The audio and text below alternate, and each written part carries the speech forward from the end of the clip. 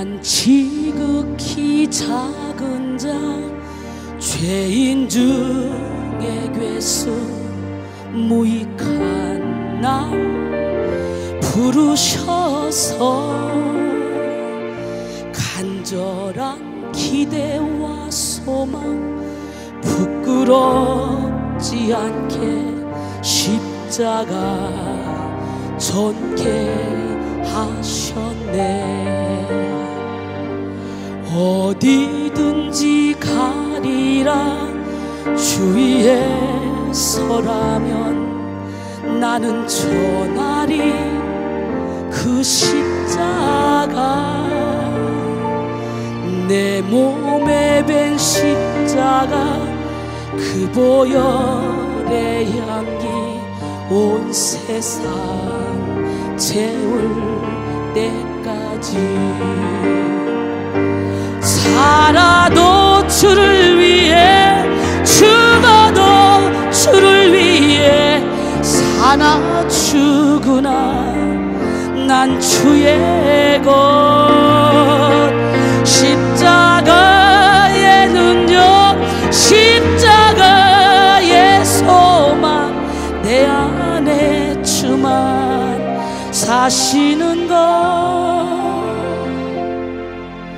난 지극히 작은 자 죄인 중에 괴수 무익한 날 부르셔서 간절한 기대와 소망 부끄럽지 않게 십자가 전개하셨네.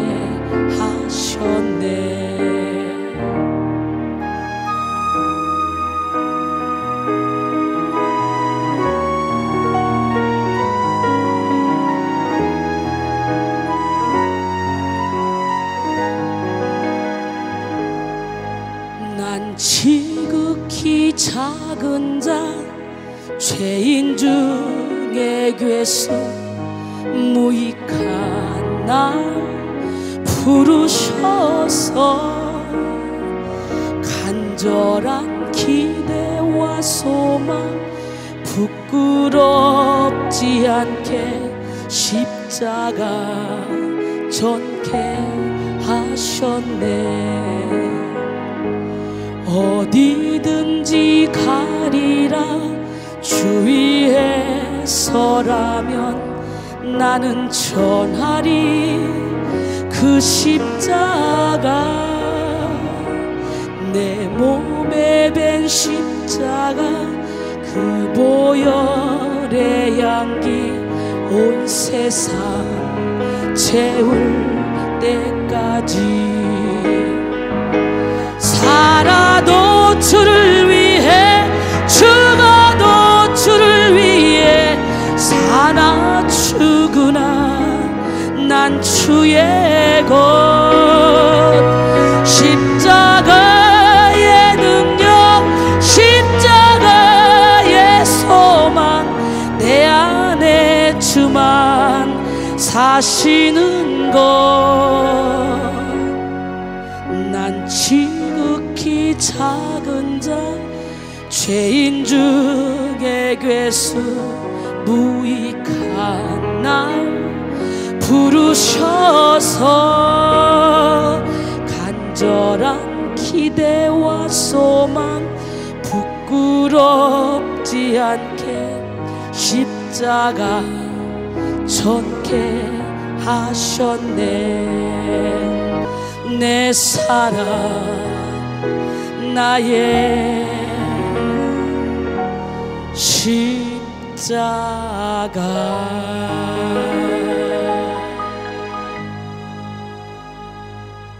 요한복음 5장 24절로 29절 말씀 우리 함께 보겠습니다. 요한복음 5장 24절로 29절 말씀.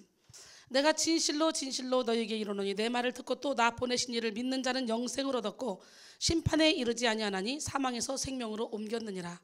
진실로 진실로 너희에게 이르노니 죽은 자들이 하나님의 아들의 음성을 들을 때가 오나니 곧 이때라. 듣는 자는 살아나리라. 아버지께서 자기 속에 생명이 있음 같이 아들에게도 생명을 주어 그 속에 있게 하셨고 또 인자됨으로 말미암아 심판하는 권한을 주셨느니라. 이를 놀랍게 여기지 말라. 무덤 속에 있는 자가 다 그의 음성을 들을 때가 오나니 선한 일을 행한 자는 생명의 부활로 악한 일을 행한 자는 심판의 부활로 나오리라. 할렐루야. 예, 주일은 작은 부활절입니다. 그런데 1년 중에 한 번 큰 부활절이 내일이죠. 바로 예, 매주 주일은 작은 부활절이에요. 1년 중에 하루, 내일 가장 소중한 부활절에 여러분의 모든 삶이 부활되는 역사가 일어나기를 원합니다.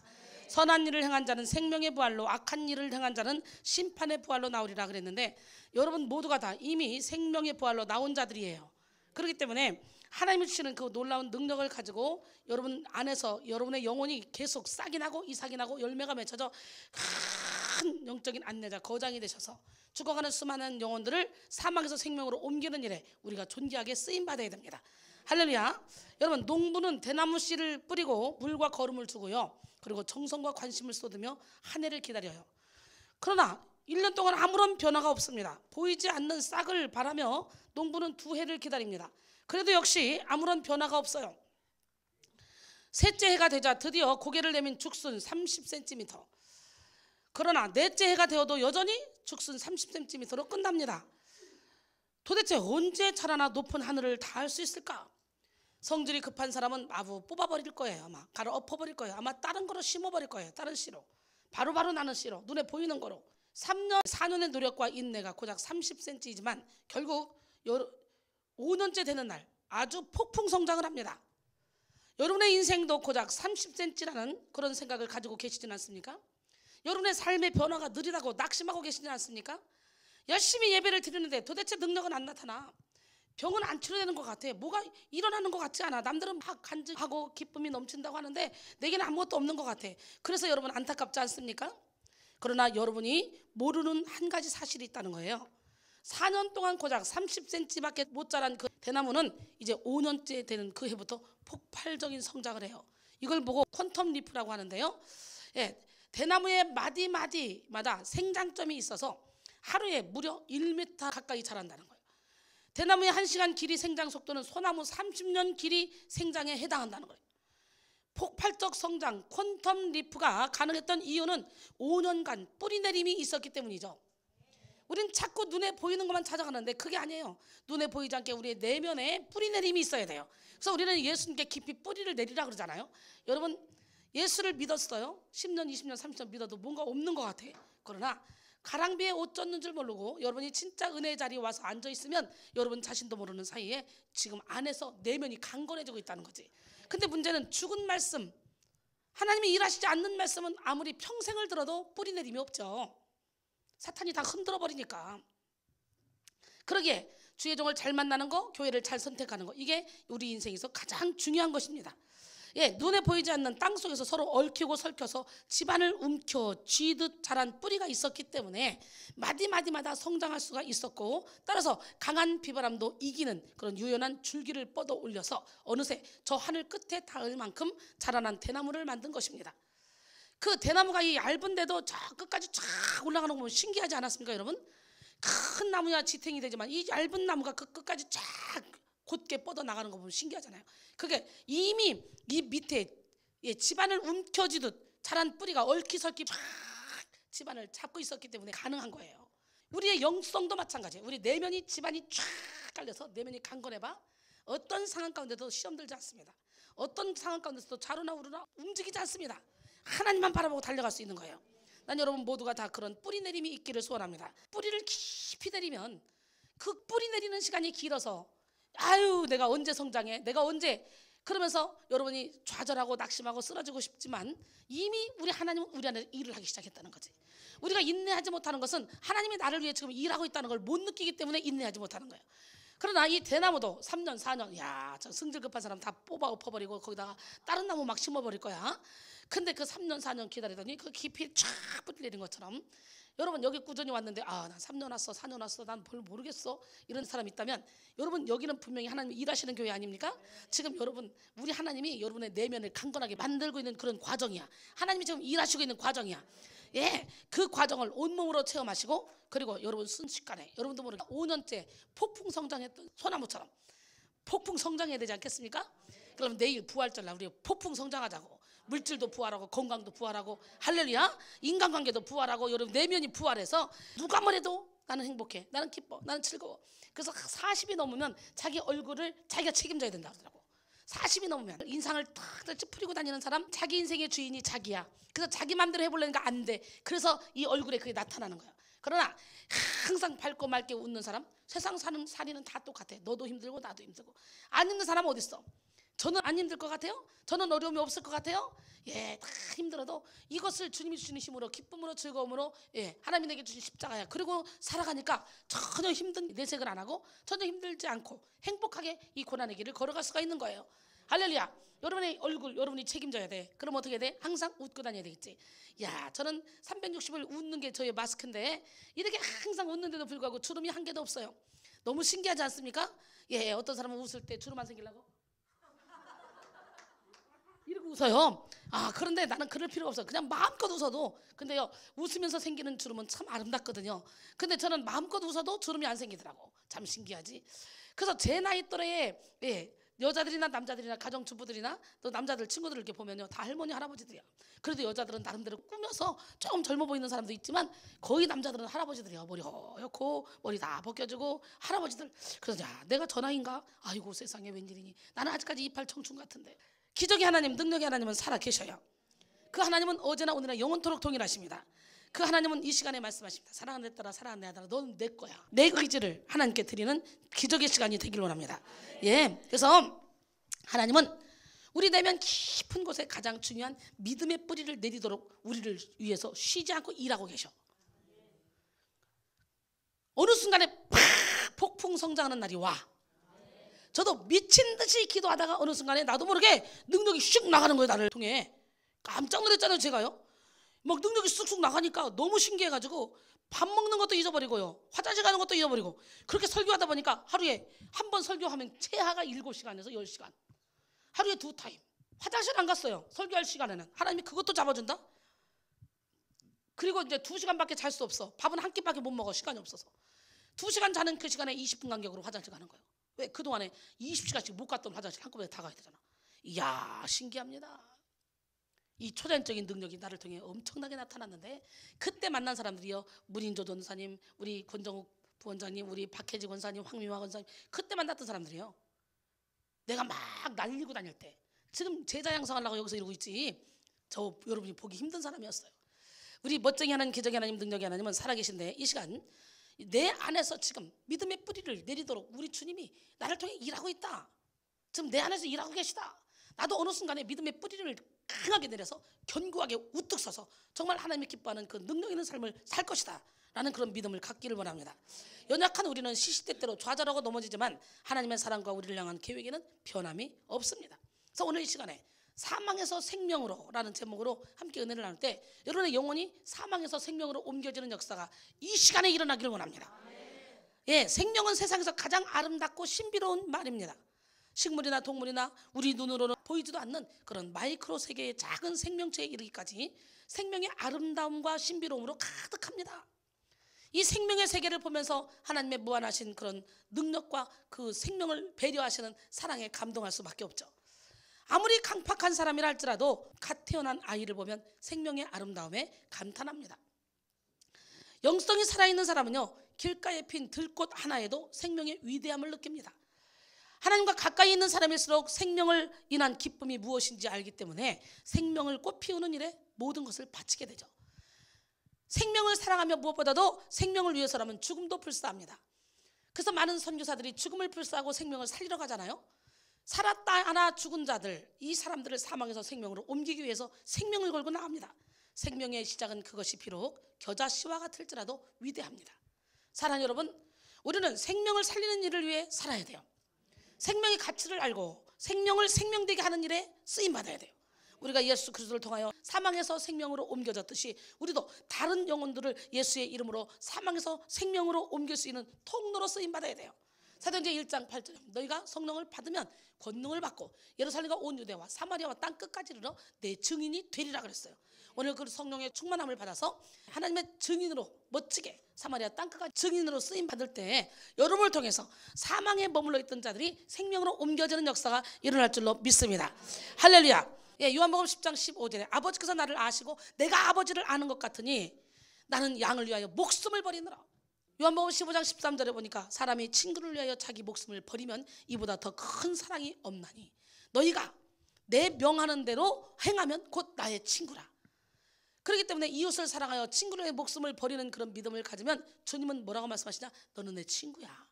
난 주님이 여러분에게 사랑하는 데 따라 너는 내 친구야. 여러분, 친구 사이는요, 부모 자식 간에도 말할 수 없고 부부 간에도 말할 수 없는 이 모든 비밀을 다 털어놓을 수 있는 사이예요. 우리 주님이 우리의 친구가 되신다. 야, 상상만 해도 행복하지 않습니까? 뭐 여러분 실감 안 나죠? 많은 영혼들을 사망에서 생명으로 옮기는 일에 쓰임받기 위해서 저는요, 주님이 가라 하는 곳이면요, 어디든지 가서 복음을 전합니다. 이 시간 말씀을 나눌 때 여러분 모두 생명을 사랑하고 살리는 그런 영성을 겸비하여 여러분이 살아있는 날 동안 더욱더 가장 소중한 생명을 살리는 일에 쓰임받으시기를 소원합니다. 하나님은 생명을 아끼시고 사랑하시는 분이에요. 요나서는 이렇게 생명을 사랑하는 하나님의 모습을 잘 보여주고 있습니다. 요나서 4장 6절로 11절 보니까 하나님 여호와께서 박넝쿨을 예비하사 요나를 가리게 하셨으니 이는 그의 머리를 위하여 그늘이 지게 하며 그의 괴로움을 면하게 하려 하심이었더라. 요나가 박넝쿨로 말미암아 크게 기뻐하였더니 하나님이 벌레를 예비하사, 하나님이 박넝쿨을 요나를 위해서 만들어줬다가 또 하나님이 벌레를 예비해서 그걸 다 갉아먹게 하셨어요. 뭐야 우리 하나님 왜 그러시는 거야? 병 주고 약 주고 다 하시네, 그지?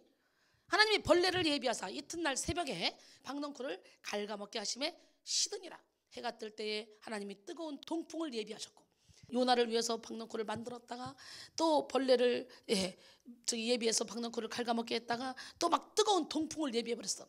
요나가 자고 눈 떠보니까 막 뜨거운 동풍이 막 비치면서 너무너무 햇빛이 쪼임에 견딜 수가 없는 거예요. 너무너무 뜨거우면요 혼미해집니다. 그래서 요나가 혼미하여 스스로 죽기를 구하여 이르되 사는 것보다 죽는 것이 내게 나으니라 하니라. 하나님이 요나에게 이르시되 내가 이 박넝쿨로 말미암아 성내는 것이 어찌 옳으냐 하시니 그가 대답하되 내가 성내어 죽기까지 할지라도 옳으니이다 하니라. 여호와께서 이르시되 내가 수고도 아니하였고 재배도 아니하였고 하룻밤에 났다가 하룻밤에 말라버린 이 박넝쿨을 아꼈거든. 하물며 이 큰 성읍 니느웨에는 좌우를 분별하지 못하는 자가 12만여 명이요 가축도 많이 있나니 내가 어찌 아끼지 아니하겠느냐 하시니라 그랬어요. 여러분 이 얘기가 뭔 얘기입니까? 요나에게 니느웨를 가서 니느웨 성이 멸망할 것이라고 선포해라 그랬는데 요나가 에이그 그 사람들은 패역한 백성들이야 죽어도 싸. 그리고는 하나님은 희한해 어디 거기로 가라 그래. 그리고 딱 가려고 나왔는데 마치 다시스로 가는 배가 딱 기다려. 그걸 타고 가다가 요나로 인해서 풍랑이 임했고 결국 물고기 뱃속에 들어갔다가 나왔잖아요. 그래서 결국은 하나님의 명령 따라서 니느웨 가서 복음을 선포했잖아요. 선포했더니요 니느웨 백성들이 멸망해야 되거든. 요나가 생각할 때는. 왜? 그래야 자기 말빨이 쓰거든. 그런데 멸망하기는커녕 그들이 그냥 다 기도하고 회개하니까 하나님이 살려준 거예요. 그게 열받아 죽겠는 거야. 그게. 그러니까 하나님한테 지금 심통이 난 거예요. 멸망한다 했으면 멸망해 내 체면이 쓰는 거 아닙니까? 그것 때문에 화가 난 거예요. 그 화가 난 상태에서 그 뜨거운 빛에 힘들 것 같아서 하나님이 박넝쿨을 예비했다가 좋다고 있으니까 하나님이 또 그걸 또 뺏어갔어. 그러다가 그냥 햇빛을 쬐게 했어. 왜요? 깨닫게 하시려고. 그렇기 때문에 우리에게 오는 어떤 고난도 다 하나님의 섭리 가운데 있다는 거. 그래서 이 고난이 문제가 아니라 고난의 의미를 모르는 것이 문제라는 거예요. 하나님의 섭리 가운데 있어서 우리 하나님이 고난을 유익으로 바꿔주시기 위해서 또한 우리가 깨닫게 하기 위해서 이런 역사를 일으키신다는 거지. 그래서 하나님은 항상 햇빛만 주시는 분이 아니야. 응? 그렇기 때문에 저와 여러분의 삶에 어떤 고난과 환난이 있다 할지라도 내가 지금 하나님의 손끈을 안에 있다. 내가 지금 하나님 안에 있기만 하면 그 고난은 하나님의 손끈을 아래다. 내 인생에 그늘이 왔다? 하나님의 손끈을 아래라 생각하면 그리고 기도하면 하나님께서 고난을 유익으로 바꿔주실 줄 믿습니다. 박넝쿨은 사실 요나가 심은 것도 요나가 재배한 것도 그 어떤 수고의 결과를 얻은 것도 아니잖아요. 오랜 시간 함께 있었던 것도 아닙니다. 단 하루를 같이 했을 뿐이에요. 그런데도 불구하고 요나는 이 박넝쿨을 매우 소중하게 여겼고 없어졌을 때 마치 죽을 것처럼 아까워했습니다. 이를 계기로 하나님은 요나를 설득하죠. 너는 이 박넝쿨 하나를 이렇게 아끼는데 이 큰 성읍 니느웨에는 좌우를 분별하지 못하는 12만여 명이 있는데 내가 그들을 아끼는 것이 마땅하지 않냐? 야 가축도 많거든. 이거하고는 비교할 수 없잖아요. 내게 잠깐 행복을 가져다 주었던 박넝쿨도 아끼는데 하물며 그보다 더 소중하고 수적으로 엄청난 저 생명들을 내가 어떻게 아끼지 않겠냐, 이런 말씀입니다. 니느웨를 망하게 하는 것이 아니라 살리는 것이 하나님의 뜻이었어요. 아무리 그들이 패역한 백성이라도 살리는 것이 하나님의 뜻이었다는 거예요. 이스라엘만이 아니라 모든 민족이 구원을 얻어 행복한 삶을 사는 것이 하나님의 마음이에요. 디모데전서 2장 4절에 보니까 하나님은 모든 사람이 구원을 받으며 진리를 아는 데 이르기를 원하시느니라 그랬어요. 생명의 세계 중에서도 단연코 뛰어난 것은 인간의 생명입니다. 왜냐하면 인간은 다른 생명체와는 달리 두 생명을 부여받았기 때문에 그래요. 인간을 제외한 모든 생명체는 단 하나의 생명만 부여받았습니다. 하지만 하나님께서는 인간에게는 육의 생명과 함께 영의 생명도 부여하셨어요. 창세기 2장 7절에 보니까 여호와 하나님이 땅의 흙으로 사람을 지으시고 생기를 그 코에 불어넣으시니 사람이 생명이 되니라. 하나님께서 모든 생명체를 흙으로 지으셨습니다. 그러나 인간은 흙으로 육체를 만드셨고 하나님의 생기를 불어넣으셨어요. 흙으로 지은 거로 끝난 것이 아니라 즉 영의 생명을 부여하신 것입니다. 그래서 인간은 특별하죠. 그래서 우리에게는 죽음이 없습니다. 육신의 장막집을 벗으면 우리의 영은 영원한 곳으로 갑니다. 고린도서 5장 1절에 보니까 만일 땅에 있는 우리의 장막집이 무너지면 하나님께서 지으신 집, 곧 손으로 짓지 않은 영원한 집이 우리에게 있느니라. 손으로 짓지 않은 영원한 집, 할렐루야. 손으로 지은 것이 아니요 하늘에 있는 영원한 집이 우리에게 있는 줄 아느니라 그랬어요. 난 여러분 모두가 다 그 영원한 집, 하늘에 있는 영원한 집이 아름답게 지어지길 원합니다. 예. 근데 이 특별한 사랑을 받은 인간이 스스로 타락해서 동물들과 똑같은 평범한 생명이 되어버렸다는 거죠. 창세기 6장 3절에 보니까 여호와께서 이르시되 나의 영이 영원히 사람과 함께 하지 아니하리니 이는 그들이 육신이 됩니다. 그러나 그들의 날은 120년이 되리라 하시니라 그랬어요. 인간이 하나님과의 계약을 깨뜨리고 죄를 지은 후에 하나님께서는 인간과의 영적인 교제를 끊으셨습니다. 하나님과의 영적인 교제가 끊어진 인간은 육신이 되었어요. 육신은 히브리어로 바사르, 영어로는 플래시라고 그러죠. 예, 살, 몸 등의 뜻이 있어요. 즉 다른 동물들과 똑같이 육체만 남았음을 의미합니다. 그래서 예수님께서 세상에 오실 때에 마구간에서 태어나심으로써 인간 세상이 동물 세상임을 나타내신 거예요. 왜 하필 마구간에서 태어나셨을까? 인간 세상이 동물 세상인 것을 나타내시기 위해서 하나님의 계획 가운데 있었던 거예요. 예수님께서 출생하셔서 처음으로 누이신 곳이 바로 짐승들이 먹는 먹이통 구유였습니다. 이 짐승의 먹이통에 누이신 예수님께서는 하나님을 떠나서 짐승이 된 사람들에게 나를 먹으라고 말씀하시죠. 여러분 오늘날 얼마나 많은 사람들이 짐승처럼 살아갑니까? 영이 없는 사람, 하나님의 영이 없는 사람은요 짐승과 똑같습니다. 등 따시고 배부르면 끝납니다. 눈에 보이는 것을 쫓아갑니다. 얼마나 불쌍한 인간입니까? 여러분에게는 영의 생명이 있어요. 그러니까 짐승 같은 영혼들에게 예수님은 말씀하셔요. 나를 먹으라는 거예요. 요한복음 6장 35절에 보니까 예수께서 이르시되 나는 생명의 떡이니 내게 오는 자는 결코 줄이지 아니할 터요 나를 믿는 자는 영원히 목마르지 아니하리라. 53절 이하에 보니까 예수께서 이르시되 내가 진실로 진실로 너희에게 이르노니 인자의 살을 먹지 아니하고 인자의 피를 마시지 아니하면 너희 속에 생명이 없느니라.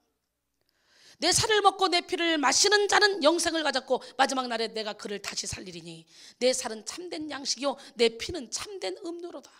내 살을 먹고 내 피를 마시는 자는 내 안에 거하고 나도 그의 안에 거하나니 살아계신 아버지께서 나를 보내심에 내가 아버지로 말미암아 사는 것 같이 나를 먹는 그 사람도 나로 말미암아 살리라.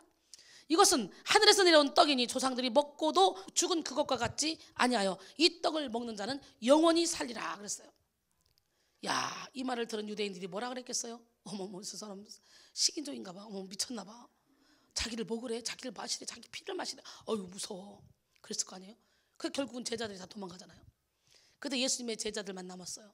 너희들도 나를 피하려 하느냐? 그랬더니 말 잘하게 좋아하는 베드로가 주여 생명의 말씀이 여기 있사오니 우리가 어디로 떠나리까? 그러죠. 여러분 우리는요 하나님의 말씀을 들을 때 내 주관대로 문자주의로 읽으면 안 돼요. 우리도 이 말씀을 보다 보면 어머 예수님이 식인종인가 생각할 수 있어요. 영적으로 읽어야 돼요. 영적으로. 우리는 말씀이 육신이 되어 오신 하나님의 말씀을 먹어야만 영이 건강할 수가 있어요. 말씀은 영혼의 양식이요 기도는 영혼의 호흡입니다.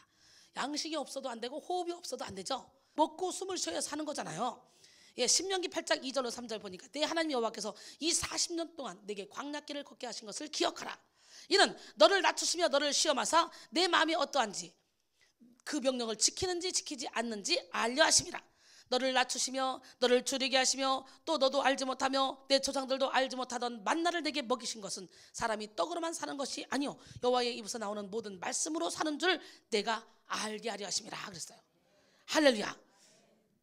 그렇기 때문에 광야길에 40년 동안 헤매게 한 것은 하나님의 말씀에 순종하게 하며 하나님의 말씀으로 사는 것을 알게 하려고 가리키려고 그러셨다는 거예요.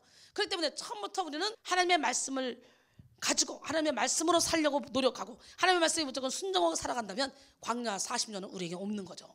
하나님 바로 우리를 가나안 땅으로 인도해 주시는 거죠. 요한복음 7장 37절로 39절 보니까 명절 끝날 곧 큰 날에 예수께서 서서 외쳐 이르시되 누구든지 목마르거든 내게로 와서 마시라. 나를 믿는 자는 성경에 이른 것 같이 그 배에서 생수의 강이 흘러나오리라 하시니 이는 그를 믿는 자들이 받을 성령을 가리켜 하신 말씀이라 그랬어요. 우리 모두 겸손함으로 예수님이 주시는 말씀과 생명의 생수를 마음껏 마시는 기적의 주인공이 되기를 원합니다. 배에서 생수의 강이 흘러나오리라. 제가 이 얘기 가끔 잘하죠. 이게 무슨 말씀입니까? 왜 하필 배일까? 예, 우리는 축사를 할 때 왜 배에 손을 얹을까? 배는 실제 사람의 몸을 가리키는 거예요. 이는 곧 한 사람의 인격을 의미하는데요. 여기서 배로 번역된 헬라어 코일리아는 마음속으로도 번역되는 말이고 엄밀하게는 태를 말하는 말로서 발색의 근원, 털을 말하는 거래요. 그래서 마태복음 12장 34절로 35절 보니까 독사의 자식들아 너희는 악하니 어떻게 선한 말을 할 수 있느냐? 이는 마음에 가득한 것을 입으로 말함이라. 선한 사람은 그 쌓은 손에서 선한 것을 내고 악한 사람은 그 쌓은 악에서 악한 것을 내느니라 그랬어요. 마가복음 7장 21절로 23절 보니까 속에서 곧 사람의 마음에서 나오는 것은 악한 생각 곧 음란과 도둑질 살인 간음 탐욕 악독 속임 음탕 질투 비방 교만 우매함 이 모든 것이 다 사람의 속에서 나서 사람을 더럽힌대요. 마음, 이 배는 마음으로도 번역된다 그랬잖아요. 이 말씀처럼 배는 선과 악의 발생의 근원지입니다. 그래서요 잠언 4장 23절에 보니까 모든 지킬 만한 것 중에 더욱더 내 마음을 지키라. 생명의 근원이 이에서 남이라. 에레미야 17장 9절에 보니까 만물보다 거짓되고 심히 부패한 것은 마음이라. 누가 등이 이를 알리오마는 그랬어요. 이는 태초의 아담과 하와의 범죄로부터 말미암았다고 볼 수 있는데요. 시편 51편 5절에 보니까 내가 죄악 중에서 출생하였으며 어머니가 죄 중에서 나를 잉태하였나이다. 요한복음 8장 44절에 보니까 너희는 너희 아비 마귀에게서 났으니 너희 아비의 욕심대로 너희도 행하고자 하느니라. 그는 처음부터 살인한 자요 진리가 그 속에 없으므로 진리에 서지 못하고 거짓을 말할 때마다 제 것으로 말하나니 이는 그가 거짓말쟁이요 거짓의 아비가 되었습니다 그랬어요. 이렇게 우리는 원죄로 인한 부패의 근원을 가진 배를 가지고 있는 사람들이에요. 그래서 사도 바울은 유격의 노예가 되어 있는 사람의 모습을 말함에 있어서 저희의 신은 배라 이렇게 말했습니다. 빌립보 3장 19절에 그들의 마침은 멸망이요 그들의 신은 배요 그 영광은 그들의 부끄러움에 있고 땅의 일을 생각하는 자라 그랬어요. 즉 하나님도 예수도 모르는 자의 생은 실제로 배만 위에서 사는 생활입니다. 그래서 주님은 주님의 말씀을 우리의 배에 채우라고 말합니다. 예, 에스겔 3장 3절에 보니까 인자야 내가 내게 주는 이 두루마리를 내 배에 넣으며 내 창자에 채우라 하시기에 내가 먹으니 그것이 내 입에서 달기가 꿀 같더라 그랬어요. 계시록 10장 9절로 10절 보니까 내가 천사에게 나아가 작은 두루마리를 달라 한즉 천사가 갖다 먹어버리라. 내 배에는 쓰나 내 입에는 꿀같이 달리라 하거늘 내가 천사의 손에서 작은 두루마리를 갖다 먹어버리니 내 입에는 꿀같이 타나 다 먹은 후에 내 배에서는 쓰게 되더라 그랬어요. 여러분 입에서는 꿀같이 탄데 배에서 쓰더라는 거예요. 뭐예요?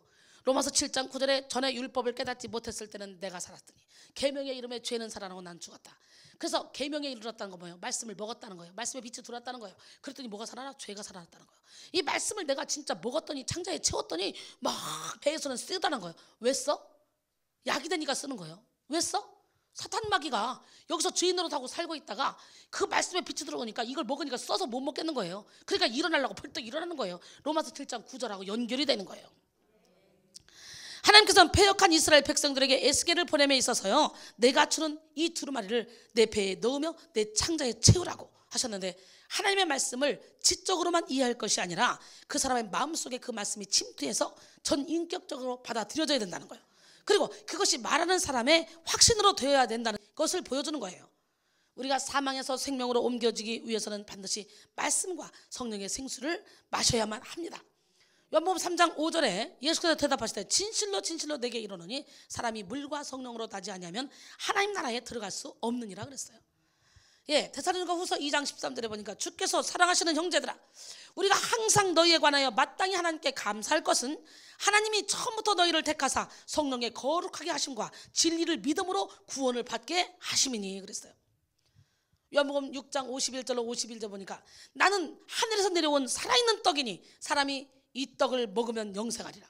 내가 줄 떡은 곧 세상의 생명을 위한 내 살이니라 하시니라. 그러므로 유대인들이 서로 다투어 이르되 이 사람이 어찌 능히 자기 살을 우리에게 주어 먹게 하겠느냐. 초대교회 당시에 로마 사람들과 유대인들은요 이 말씀을 오해했습니다. 그래서 기독교인들이 사람을 죽여서 피와 살을 먹는다고 핍박하기도 했어요. 그러나 이것은 예수님께서 제정하신 성만찬을 얘기하는 거예요. 난 여러분 모두가 다 성령의 생명의 법이 죄와 사망의 법에서 여러분을 해방시켰다는 것을 깨닫기를 바랍니다. 아멘. 그래서요 예수님이 말한 나를 먹어라 내 피를 마셔라 이거는 성찬예식을 의미한 건데 사람들은 그걸 모르고 진짜 살을 먹고 진짜 피를 먹고 막 그래서 사람 죽여서 먹으라는 얘기인 줄 알고 막 놀래가지고 난리가 났잖아. 고린도전서 11장 23절로 26절 보니까 내가 너희에게 전한 것은 주께 받은 것이니 곧 주 예수께서 잡히시던 밤에 떡을 가지사 축사하시고 떼어 이르시되 이것은 너희를 위하는 내 몸이니 이것을 행하여 나를 기념하라 하시고 식후에 또한 그와 같이 잔을 가지시고 이르시되 이 잔은 내 피로 세운 새 언약이니 이것을 행하여 마실 때마다 나를 기념하라 하셨으니 너희가 이 떡을 먹으며 이 잔을 마실 때마다 주의 죽으심을 그가 오실 때까지 전하는 것이니라 그랬어요. 이것이 복음입니다. 하나님께서 인간에게 주신 두 생명 중 인간의 일방적인 죄 때문에 하나의 생명인 영의 생명을 잃어버렸어요. 그래서 인간들은 짐승과 똑같이 육신의 생명만 가지게 됐죠. 그러나 인간을 향하신 하나님의 사랑이 짐승이 되어버린 그런 인간 세상에 독생자 예수님을 보내셨다는 거예요. 예수님은 하나님을 거역한 인간의 죄를 대신하여 죽으심으로 잃어버린 영의 생명을 다시 찾게 하셨습니다. 이 예수님을 믿으면 누구든지 잃어버린 그런 영의 생명을 다시 찾게 되어 하나님의 자리를 다시 회복하게 되죠. 그래서 이사야 53장 5절로 6절 그가 찔림은 우리 허물 때문이요 그가 상함은 우리의 죄악 때문이라.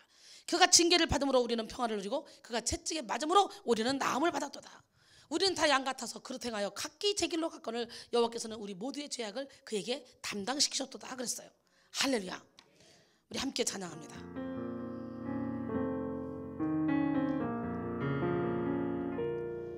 그가 찔림은 우리의 허물을 이함이요 그가 상함은 우리의 죄악을 인함이라. 그가 징계를 받음으로 우리가 나음을 입었도다. 우리는 다 양 같아서 그를 행하여 각기 제 길로 갔거늘 각기 제 길로 갔거늘 여호와께서 우리의 죄악을 그에게 담당시켰도다. 그가 징계를 받음으로 우리가 나음을 입었도다. 우리는 다 양 같아서 그릇 행하여 각기 제 길로 갔거늘 각기 제 길로 갔거늘 여호와께서 우리의 죄악을 그에게 담당시켰도다. 아멘. 요한복음 5장 24절 25절 보니까 내가 진실로 진실로 너에게 이르노니 내 말을 듣고 또 나 보내신 이를 믿는 자는 영생을 얻었고 심판에 이르지 아니하나니 사망에서 생명으로 옮겼느니라. 오늘 본문이죠. 진실로 진실로 너에게 이르노니 죽은 자들이 하나님의 아들의 음성을 들을 때가 오나니 곧 이때라. 듣는 자는 살아나리라 그랬어요. 여러분, 어느 교회 학교 초등부 선생님이요, 주일 공과 시간에 씨앗 하나를 이렇게 꺼냈습니다. 호기심 어린 아이들은 그 씨앗을 보고 선생님이 무엇하고 말할까 바라보고 있어요. 선생님이 아이들에게 물었습니다. 씨앗을 보여주면, 얘들아, 이것은 어떤 나무의 씨앗이란다. 근데 이 씨앗이 자라서 큰 나무가 되려면 무엇이 가장 필요하겠니? 아이들은 기다렸다는 듯이, 선생님, 흙이요, 흙!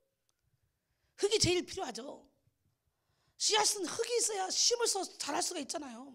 한 녀석이 자신만만하게 대답을 하자, 저마다, 아유, 흙이 있어도 되지만 햇빛이 더 중요해요. 햇빛이 없으면 안 되죠. 가장 필요합니다, 햇빛이. 햇빛이 없으면 영양분을 만들어낼 수 없어요. 아유, 공기가 중요해요. 물이 제일 중요하죠. 한마디씩 막 거듭니다. 한참 듣고 있던 선생님이 이렇게 말합니다. 얘들아, 사실은 이 씨앗은 삶은 거란다. 그래서 아이들은 헐 하면서 속았다는 듯이 입을 삐죽거립니다. 그때 선생님은 삶은 씨앗을 보여준 이유를 설명해 줍니다. 무엇보다도 중요한 것은 생명이란다. 흙도 중요하고 공기도 중요하고 햇빛도 중요하고 다 중요하지만 그보다 더 중요한 건 생명이란다. 생명이 없다면 삶은 씨앗은 아무리 흙이 있고 공기가 있고 햇빛이 있고 물을 준다 할지라도 자라지 못한단다. 여러분, 오늘 여러분에게는 생명이 있습니까? 여러분 여기 앉아있지만 진펄과 개펄처럼 생명이 없으면요, 마음을 딱 닫고 있으면, 나 예수 안 믿어 그러고 앉아있으면요, 절대로 여기서 아무리 생수가 쏟아져 나도 그 생수를 맞을 수가 없습니다. 예수를 믿기로 결단하고 마음을 열어야 주님이 여러분 속에 들어가서 일하실 수 있는 거예요. 우리는 예수 그리스도의 십자가로 말미암아 이런 생명의 능력을 소유하게 됐습니다. 그렇다면 이제 우리는 이런 생명의 능력이 나에게 있음을 확신하며 살아야 됩니다. 생명을 확신하면 생명에 대한 기쁨이 따라옵니다. 아무리 생명이 귀하지만 내게 없다면 아무런 의미가 없습니다. 또한 생명이 있지만 생명이 있는 줄 알지 못하거나 의심한다면 이것 또한 중대한 문제가 됩니다. 만일 생명이 없다면 당연히 하나님 나라에 들어갈 수 없지만 의심하게 되면 역시 불신과 똑같이 취급되어 하나님 나라를 빼앗기게 되죠. 에스겔이 본 환상 중에 성전에서 물이 떨어져 사람들의 발목을 적시고 무릎을 적시고 허리를 적시고 건너지 못할 강이 됐잖아요. 그 물이 흘러가는 곳마다 다 모든 생물이 살아나잖아요. 하다못해 과실나무가 철을 따라 열매를 맺으며 그 과실나무의 이파리까지도 약재료가 된다 그러잖아요. 그러나 그 중에서도 진펄과 개펄은 되살아나지 못한다는 거예요. 여러분의 영혼이 지금 진펄이요 개펄이요 마음문을 꽉 닫고 있다면 아무리 여기서 강력한 성령의 능력이 나타나도요, 은혜 못 받습니다. 하나님 못 만납니다.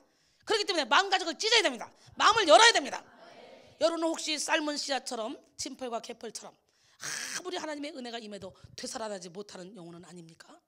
이 시간 마음의 눈을 활짝 열고 살아계신 하나님을 의지하길 바랍니다. 톨스토이는 우리 모두의 자아는 그 내부에 깃들어 있는 신성을 가리는 덮개이다. 우리가 자아에서 벗어나면 벗어날수록 우리 안에 신성은 더욱더 뚜렷이 나타난다라고 말했습니다. 내가 죽는 만큼 예수님이 내 안에 살기 때문이죠. 우리는 완관 자아에 갇혀서 예수를 믿는 순간 이미 우리 안에 들어오신 하나님을 발견하지 못해서는 안 됩니다. 자아에 갇히면 우리 안에 이미 들었어도 주님을 발견할 수가 없어요. 그러기에 자아의 껍질을 깨야 돼요. 깨면 깰수록 우리는 신성에 가까워집니다. 이 시간 마음가짐을 찢고 주님 앞으로 나오십시오. 에레미야 4장 4절에 유다인과 예루살렘 주민들아, 너희는 스스로 할 일을 행하여 너희 마음가짐을 베고 나 여호와께 속하라. 그렇지 아니하면 너희 악행으로 말미암아 나의 분노가 불같이 일어나 사르리니 그것을 끌 자가 없으리라. 우리가 마음가짐을 찢고 주님께 오지 않으면 우리는 결코 선을 행할 수 없다는 거예요. 그러니 악을 행할 수밖에 없는 것이고 그 악행으로 말미암아 우리 하나님의 분노가 불같이 일어나 사르는데 그것을 끌 자가 없다는 거예요. 오늘 이 시간에 마음가짐을 뱁시다. 마음가짐을 찢읍시다. 계시록 3장 20절에 보니까 볼지어다 내가 문 밖에 서서 문을 두드리노니 누구든지 내 음성을 듣고 문을 열면 내가 그에게로 들어가 그와 더불어 먹고 그는 나와 더불어 먹으리라 그랬어요. 자아의 껍질을 깨뜨릴 때 우리는 진실한 자신의 모습을 볼 수 있고 하나님을 바로 알 수 있습니다. 기드온과 그의 300용사들이 항아리를 깨물어 빛을 발했던 것처럼 우리도 자기라는 이 껍질 자아를 깨뜨려야 주님의 빛을 발하는 삶을 살 수 있습니다. 이 시간 우리의 자아가 깨어지는 축복을 받기를 소원합니다. 새로운 것이 나려면 반드시 깨져야 됩니다.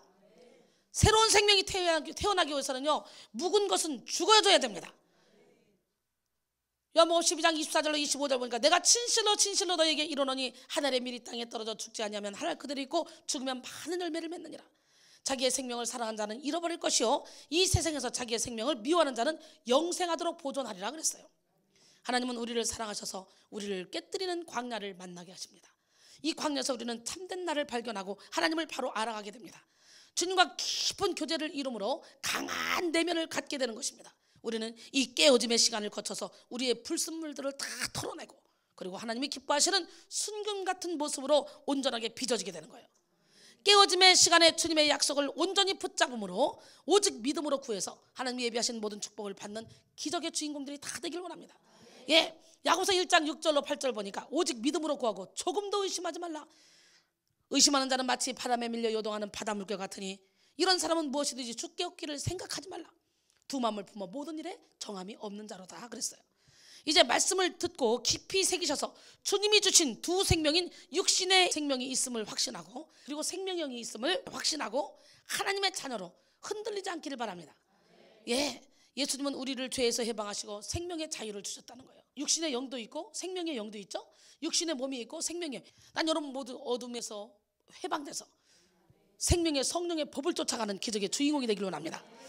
로마서 8장 1절로 2절 보니까 그러므로 이제 그리스도 예수 안에 있는 자에게는 결코 정죄함이 없나니 이는 그리스도 예수 안에 있는 생명의 성령의 법이 죄와 사망의 법에서 너를 해방하였습니다.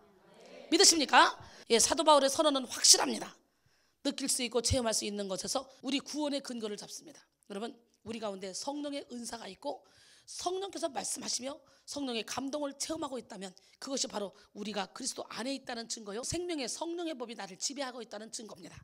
우리 이제 죄와 사망의 왕국에서 벗어나서 생명의 성령의 왕국으로 옮겨졌습니다. 우리의 의지가 아니라 성령이 다스리는 그런 인생이 됐습니다. 로마서 8장 13절로 14절 너희가 육신대로 살면 반드시 죽을 것이로되 영으로서 몸의 행실을 죽이면 살리니 무릇 하나님의 영으로 인도함을 받는 사람은 곧 하나님의 아들이라 그랬어요. 난 여러분 모두가 다 하나님의 영으로 인도함을 받는 시간이 되기를 원합니다. 성령은 생명의 영입니다. 사망의 법과 정확히 반대쪽에 있습니다.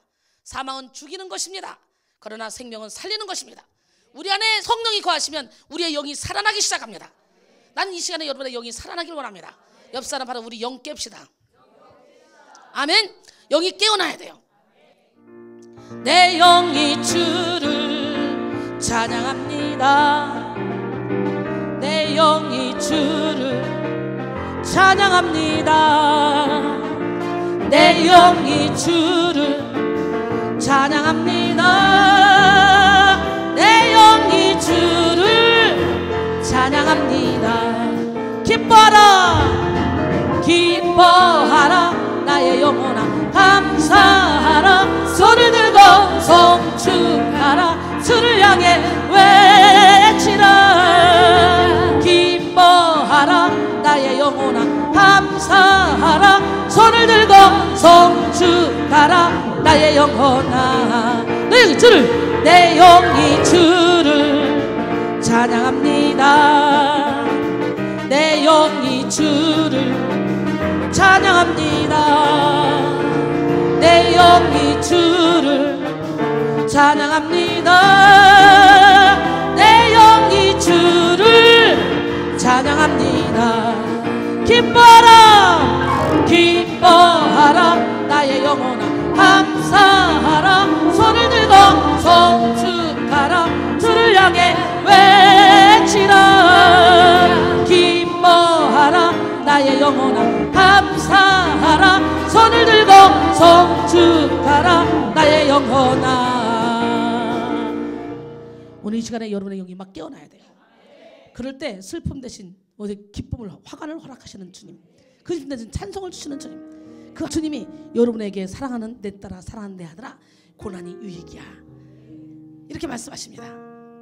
내 손을 주께 높이 듭니다. 내 찬양 받으실 주님, 내 마음을 주께 완짝엽니다. 내 찬양 받으실 주님, 한 번 더. 내 손을 주께 높이 듭니다. 내 찬양 받으실 주님, 내 마음을 주께 완짝엽니다. 내 찬양 받으실 주님, 슬픔 대신 희락을, 죄 대신 화관을, 근심 대신 찬송을, 찬송의 옷을 주셨네. 랄랄랄랄랄라 랄랄랄라 랄랄랄랄랄라 라라라라라라라라라라라라라라라라라. 내 손을 주께 높이 듭니다. 내 찬양 받으실 주님, 내 맘을 주께 완짝엽니다. 내 찬양 받으실 주님, 슬픔 대신 희락을, 죄 대신 화관을, 근심 대신 찬송을, 찬송의 옷을 주셨네.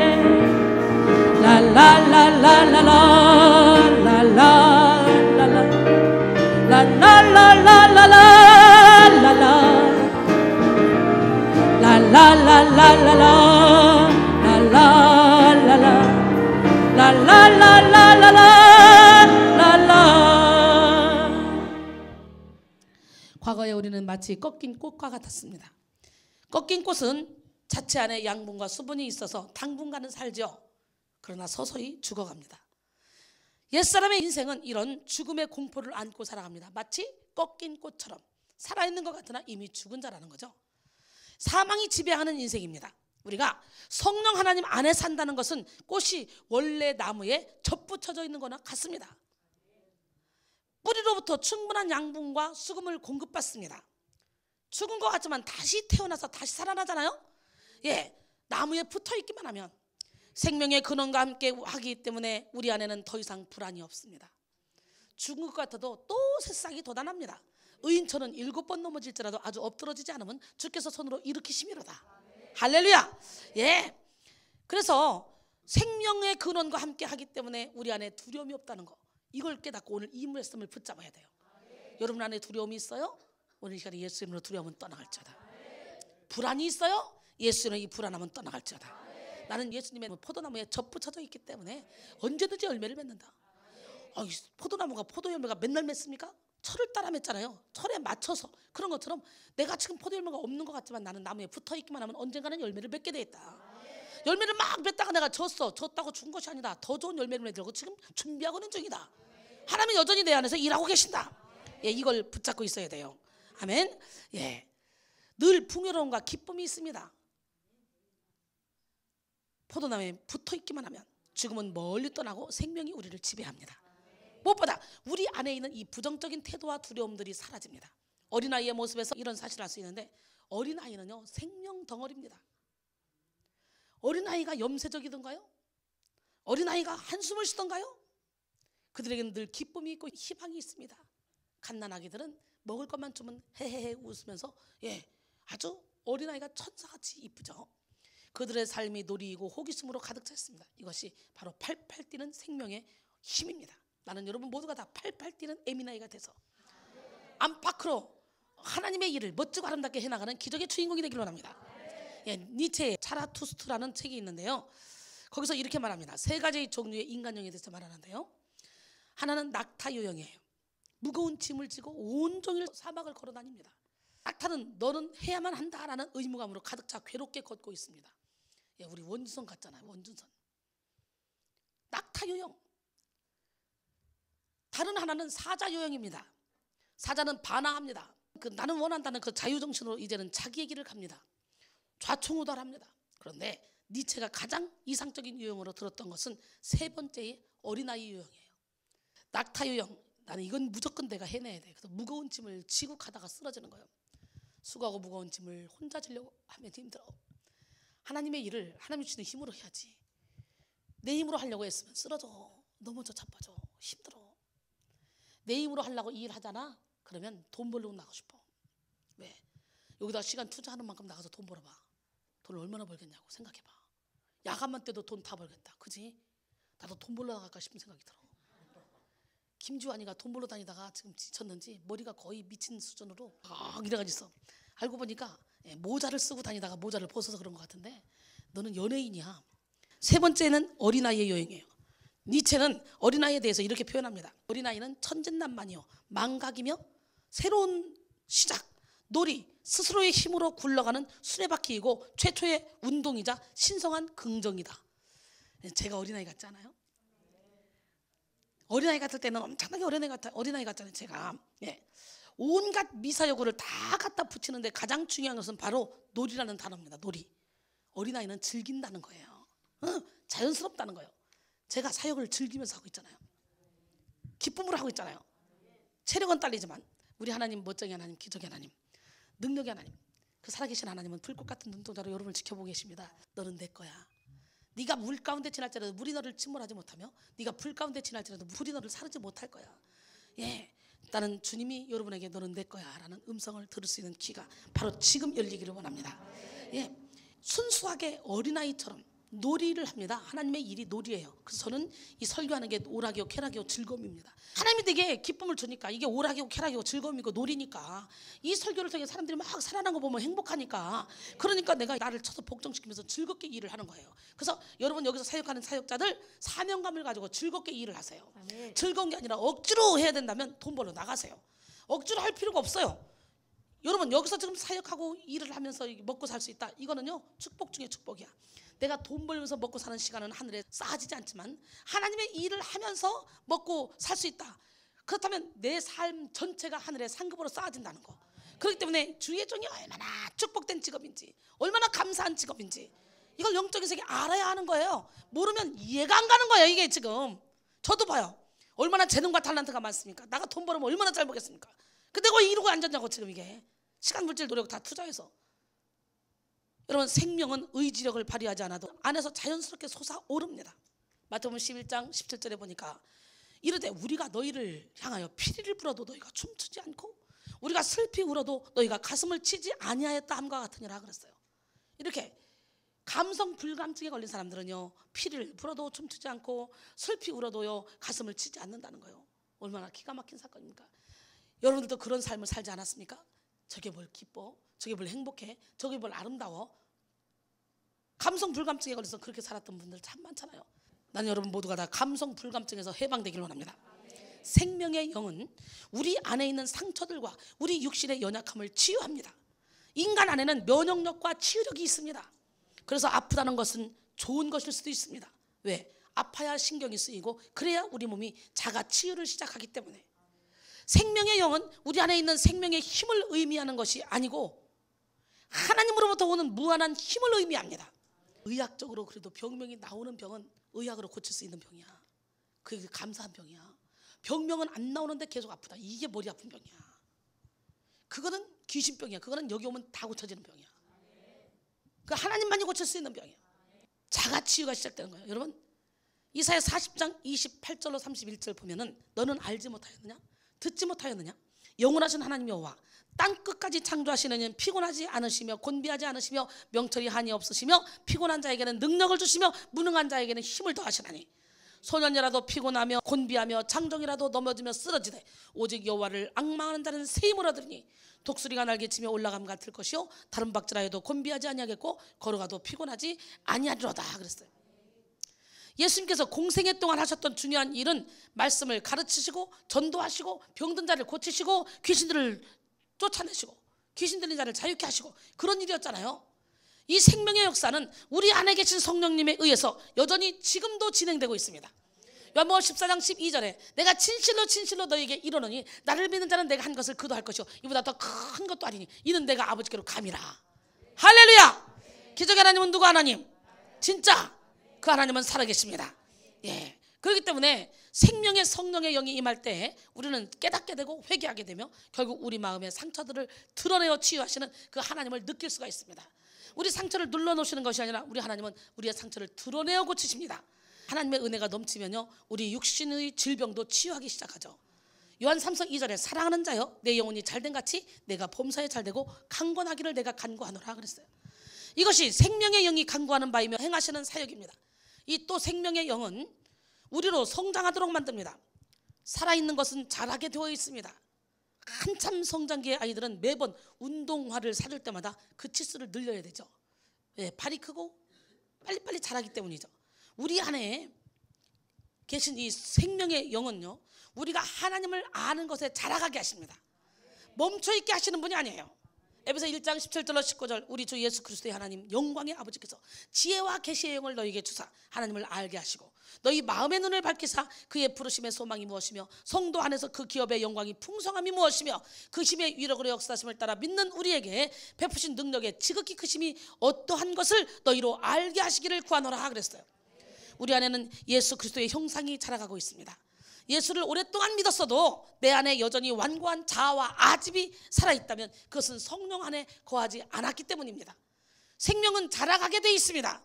우리가 하나님의 마음을 품은 사람이 되기까지 성령은 우리의 인격을 자라게 하십니다. 그래서 에베소 4장 13절로 14절 우리가 다 하나님의 아들을 믿는 것과 아는 일에 하나가 되어 온전한 사람을 이루어 그리스도의 장성한 분량이 충만한 데까지 이르리니 이는 우리가 이제부터 어린아이가 되지 아니하여 사람의 속임수와 간사한 유혹에 빠져 온갖 교훈과 풍조에 밀려 요동하지 않게 하려 함이라 그랬어요.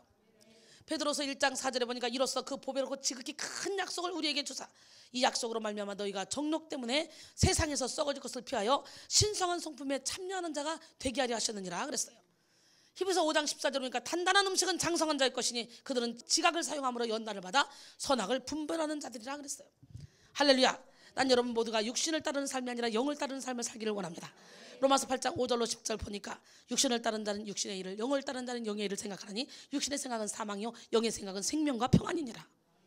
육신의 생각은 하나님과 원수가 되나니 이는 하나님의 법에 굴복하지 아니할 뿐만 아니라 할 수도 없음이라. 육신에 있는 자들은 하나님을 기쁘시게 할 수 없느니라. 만일 너희 속에 하나님의 영이 거하시면 너희가 육신에 있지 않고 영에 있나니 누구든지 그리스도의 영이 없으면 그리스도의 사람이 아니라. 또 그리스도께서 너희 안에 계시면 몸은 죄로 말미암아 죽은 것이나 영은 의로 말미암아 살아있는 것이니라. 난 여러분 모두가 다 육은 이미 우리는요 죽어요. 흙으로 돌아가요. 그러나 우리의 영은 영원토록 살아요. 할렐루야. 그러나 우리의 영을 담고 있는 육의 그릇이 있어야 우리의 영도 있는 거 아니에요? 그래야 영도 살찌울 수 있는 거 아니에요? 그렇기 때문에 우리의 보물을 담고 있는 그릇인 우리 육도 중요하니까 육도 관리를 잘 해야 되는 거예요. 예수님께서 나의 죄를 위하여 죽으셨음을 믿는 사람에게는 예수 그리스도의 영이 거하십니다. 이렇게 예수 그리스도의 영이 거하시는 사람은 그리스도의 사람이며 영을 따르는 사람이죠. 이처럼 우리는 나를 대신하여 죄값을 치르신 예수님의 값비싼 은혜로 구원을 받아 하나님의 자녀가 됐습니다. 구원을 받아 하나님의 자녀가 되었다는 것은 죽은 영이 부활하여 생명을 얻었음을 뜻합니다. 디도서 2장 14절에 보니까 그가 우리를 대신하여 자신을 주심은 모든 불법에서 우리를 속량하시고 우리를 깨끗하게 하사 선한 일을 열심히 하는 자기 백성이 되게 하려 하십니다. 할렐루야. 예, 이처럼 예수님께서는 우리를 죄로부터 해방하여 자유하는 자녀로 삼으시려고 자신의 생명으로 값비싼 대가를 치르셨습니다. 당연한 말이지만 이렇게 생명이 있는 사람은요 영의 생각을 따라가게 돼 있는 거예요. 물론 육신이 있기 때문에 육신적으로 육신의 욕망을 따라가기도 합니다. 하지만 자신은 변화된 사람임을 새 사람임을 알기 때문에 더러운 곳에 오래 머무르지 못해요. 결국은 더러운 곳에 살짝 머무르려고 하고 육신의 정욕을 따라가려고 하다가도 바로 영적인 소욕을 쫓아가게 되죠. 나는 여러분 육신의 소욕을 쫓지 않는 기적의 주인공이 다 되길 원합니다. 우리 힘으로는 안 돼요. 우리 육신은 평생 죄를 지을 수밖에 없는 연약함을 가지고 태어났기 때문에. 그러나 내 영이 혼을 뚫고 육을 뚫고 나갈 때 우리는 영에 속한 사람이 되고, 육신이 내 영에 굴복을 하면 우리는 멋지고 아름다운 그런 인생, 이 땅에서도 하나님의 도구로, 의의 도구로 쓰임받으며 살아갈 수 있게 될 줄 믿습니다. 할렐루야. 만약에 제 육신이 망가져 봐요. 제가 여기서 설교할 수 없잖아요. 영혼들 살릴 수 없잖아요. 그렇기 때문에 우리는 육신을 잘 보호해야 되고, 그리고 특히 영적인 안내자들, 영적인 일을 하는 사람들은요, 육신을 공격해 와요. 일을 못하게 하려고. 그러니까 우리는 거기서 속아 넘어가면 안 돼요. 그래서 스스로 육신도 잘 관리해야 될 줄로 믿습니다. 왜? 내 영을 살찌우고, 그리고 하나님이 내게 주신 사명을 감당하기 위해서. 예, 우리 하나님은 누구 하나님? 진짜 함께 하시는 성령께서 그 사실을 깨닫게 하시고 더러움에서 벗어나게 하기 때문에 우리는 더 이상 더러운 곳에 머무를 수 없다는 거지. 그래서 예수 그리스도의 생명을 소유한 사람은 열등감에서 건강한 자존감으로, 교만에서 겸손함으로, 불안함에서 평강으로 나아갑니다. 고린도전서 15장 40절로 44절 보니까 하늘에 속한 형체도 있고 땅에 속한 형체도 있으니, 하늘에 속한 것의 영광이 따로 있고 땅에 속한 것의 영광도 따로 있으니, 해의 영광 다르고 달의 영광이 다르고 별의 영광이 다르고 별과 별의 영광이 다르도다. 죽은 자의 부활도 이와 같으니 썩을 것으로 심고 썩지 않을 것으로 다시 살아나며, 아멘. 욕된 것으로 심고 영광스러운 것으로 다시 살아나며, 약한 것으로 심고 강한 것으로 다시 살아나며, 육의 몸으로 심고 신령한 몸으로 다시 살아나나니 육의 몸이 있은즉 영의 몸도 있느니라 그랬어요. 예, 이렇게 육의 몸이 있어야 영의 몸도 있는 거야. 육의 몸이 있을 때 육의 몸으로 심고 신령한 몸으로 살아날 수 있는 거예요. 그러길래요, 우리가 육신의 옷을 입고 이 땅에 사는 그 시간 동안은 우리의 영을 살찌우는 시간이요, 영원한 천국에 내 집을 짓는 시간이요, 우리에게 아주 좋은 기회입니다. 이 시간을 헛되이 보내서는 안 돼요. 이 시간을 육신의 정욕, 안목의 정욕, 이생의 자랑을 쫓아 그냥 낭비해서는 안 됩니다. 할렐루야. 예, 그러기에 생명의 영 안에 있는 사람은 모든 삶의 영역에서 예수님을 닮아가게 돼 있죠. 그러기에 생명의 영 안에 있는 사람은 모든 삶의 영역에서 예수님을 닮아가게 되는 거예요. 예, 요한복음 14장 16절로 17절 보니까 내가 아버지께 구하겠으니 그가 또 다른 보혜사를 너희에게 주사 영원토록 너희와 함께 있게 하리니 그는 진리의 영이라. 세상은 능히 그를 받지 못하나니 이는 그를 보지도 못하고 알지도 못함이라. 그러나 너희는 그를 아나니 그는 너희와 함께 거하시며 또 너희 속에 계시겠습니다. 요한복음 14장 26절에 보니까 보혜사 곧 아버지께서 내 이름으로 보내실 성령, 그가 너희에게 모든 것을 가르치고 내가 너희에게 말한 모든 것을 생각나게 하시리라 그랬어요. 이렇게 예수님이 치르신 희생으로 영원한 생명과 자유를 얻은 우리에게는 다시는 심판이 없습니다. 이것은 주님의 약속이잖아요. 요한복음 5장 24절에 보니까 나를 사랑하지 아니하는 자는 내 말을 지키지 아니하나니 너희가 듣는 말은 내 말이 아니요 나를 보내신 아버지의 말씀이니라 그랬어요. 오늘 본문에서 예수님을 믿고 하나님 아버지를 믿는 사람은 영생을 얻었다고 하십니다. 이 말씀의 의미는 누구든지 예수를 믿는 그 순간 현재적으로 생명이 주어졌다는 것입니다. 뿐만 아니라 생명이 있다는 것은 생명 심판인 흰 보좌 심판을 면죄받게 된다는 것입니다. 왜냐하면 이미 생명을 얻었기 때문이죠. 대심판이라고도 부르는 이 흰 보좌 심판은 성부 하나님께서 행하시는 생명 심판입니다. 즉 영의 생명을 회복하지 못한 사람들을 영원한 형벌인 불못으로 보내는 그런 심판입니다. 우리는 흰 보좌 심판을 면제받게 됐어요. 이미 우리는 사망에서 생명으로 옮겨졌어요.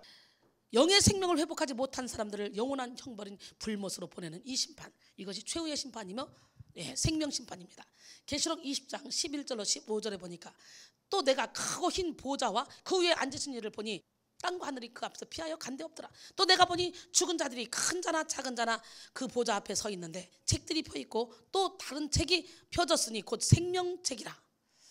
죽은 자들이 자기 행위를 따라 책들에 기록된 대로 심판을 받으니 바다가 그 가운데서 죽은 자들을 내주고 또 사망과 음부도 그 가운데서 죽은 자들을 내주매 각 사람이 자기의 행한 대로 심판을 받고 사망과 음부도 불못에 던져지니 이것은 둘째 사망 곧 불못이라.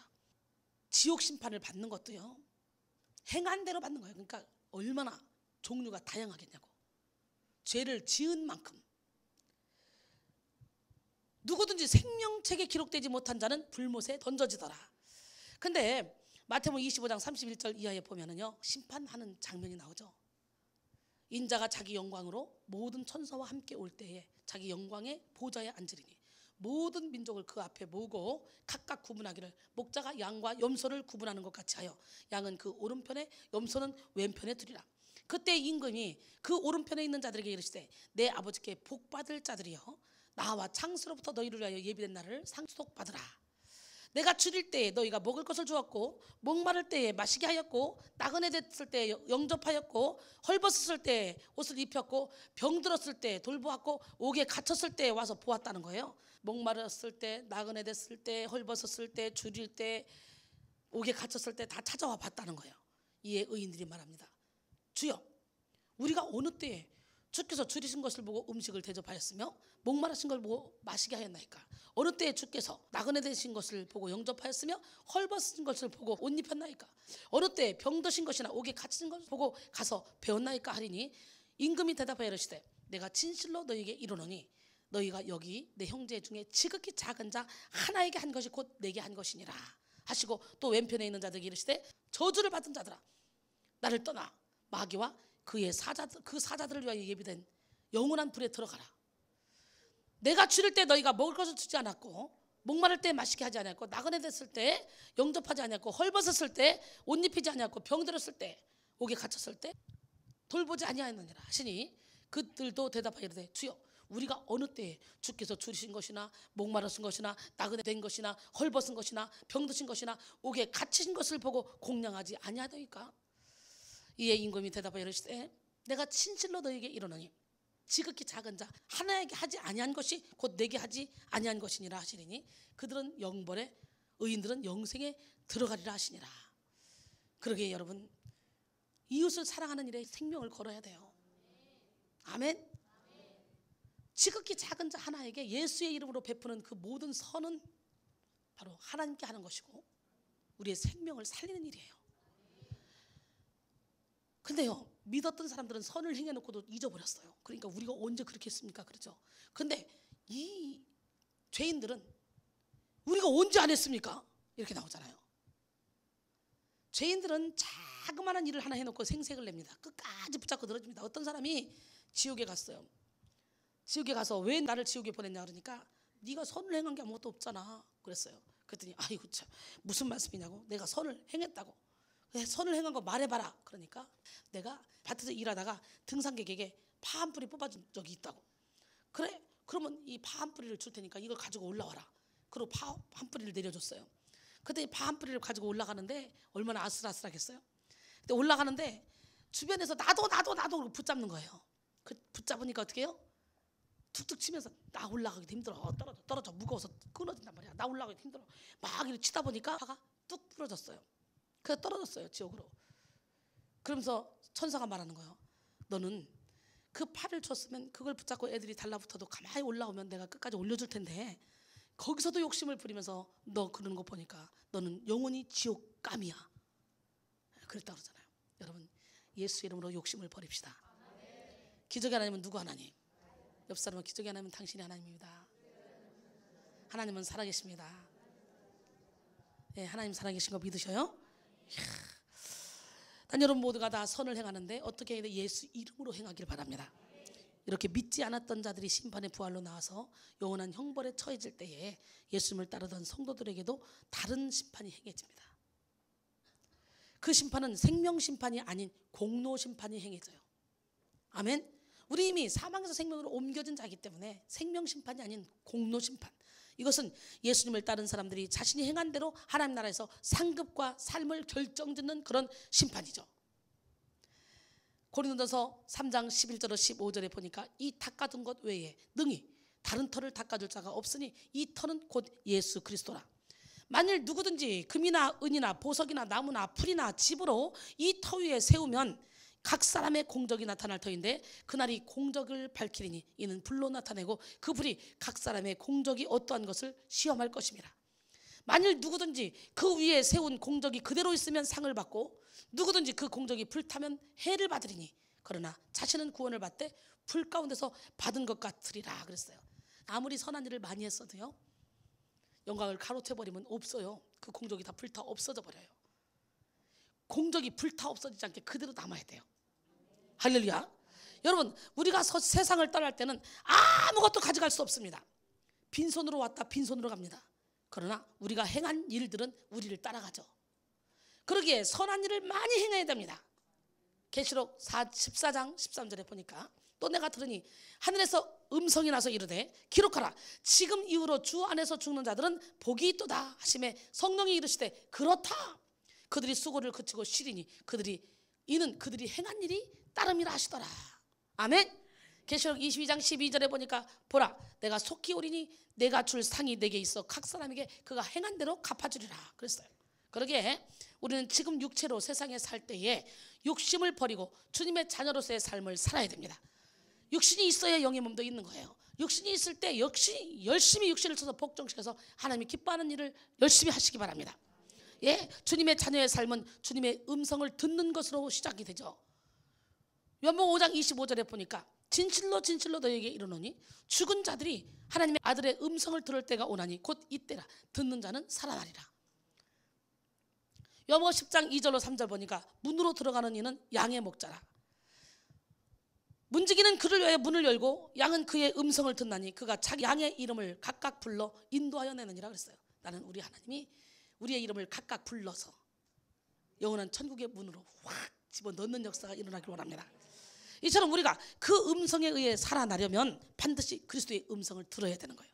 주님의 음성을 듣는다는 것은 무엇을 뜻합니까? 이것은 하나님의 복음을 듣는 것이며 믿고 받아들이는 것을 말합니다. 또 즉 선포되는 하나님의 말씀을 듣고 읽고 보고 깨달아 믿음으로 순종하는 삶입니다. 로마서 10장 17절에 그러므로 믿음은 들음에서 나며 들음은 그리스도의 말씀으로 말미암았느니라 그랬어요. 그러므로 우리는 영의 생명이 있는 하나님의 자녀임을 확신하고 하나님의 자녀답게 선을 행하고 하나님의 말씀에 순종해야 합니다. 난 여러분 모두가 다 하나님의 음성을 들을 귀가 열리기를 소원합니다.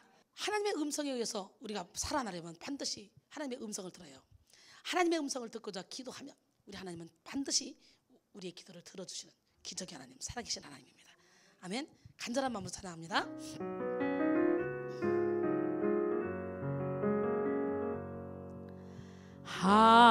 하나님의 음성을 듣고자 기도하며 귀를 기울이시고 내 기도를 들어주신다네. 깊은 웅덩이와 수렁에서 끌어주시고 나의 발을 반석 위에 세우시사 나를 튼튼히 하셨네. 새 노래로 부르자 랄랄라.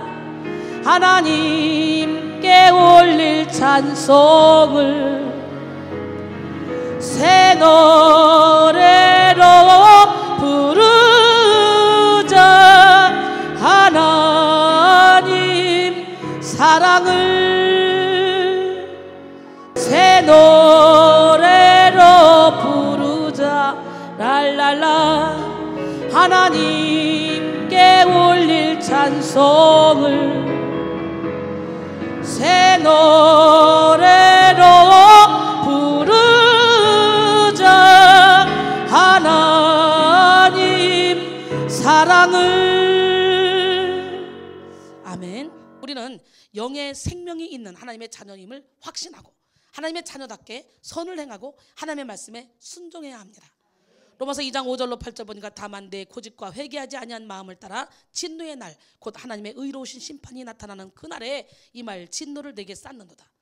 하나님께서 각 사람에게 그 행한 대로 보응하시되 참고 선을 행하여 영광과 존귀와 썩지 아니함을 구하는 자에게는 영생으로 하시고 오직 당을 지어 진리를 따르지 않고 불의를 따르는 자에게는 진노와 분노로 하시리라 그랬어요.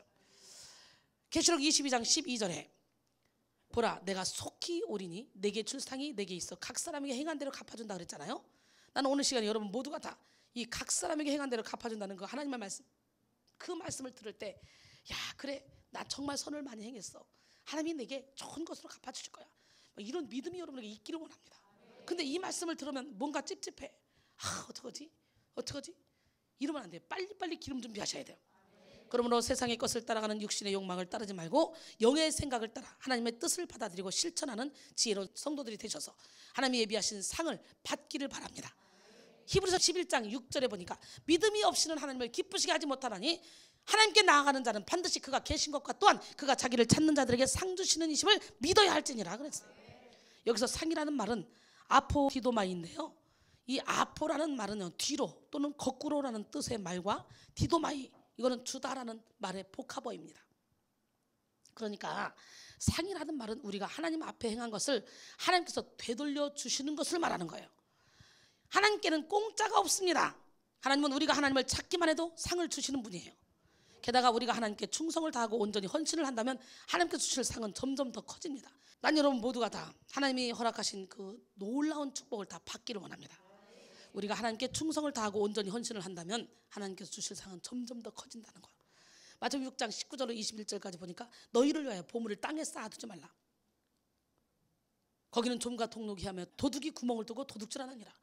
오직 너희를 위하여 보물을 하늘에 쌓아두라. 거기는 좀과 동록이 해하지 못하며 도둑이 구멍을 뚫지 못하고 도둑질도 못하느니라.